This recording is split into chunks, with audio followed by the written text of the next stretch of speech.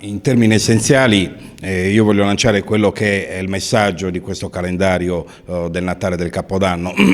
È una grande attenzione a tutto il nostro territorio e quindi il coinvolgimento reale innanzitutto delle borgate, dove comunque sarà presente il Natale, tutta una serie di iniziative, quindi dall'Argentiera alla Totubella, a Campanedda, e poi una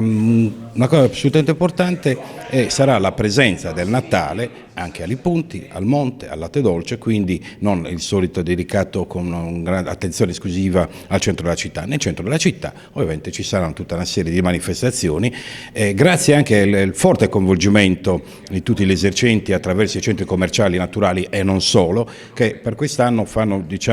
la loro iniziazione nel coinvolgimento nella programmazione del Natale e anche del Capodanno. Capodanno, ha già detto il sindaco in conferenza stampa, in Piazza d'Italia verrà celebrato con la presenza, e questo è l'inizio, di gruppi sassaresi che saranno appunto i Tazenda, i Bertas e il Piccolo Celentano.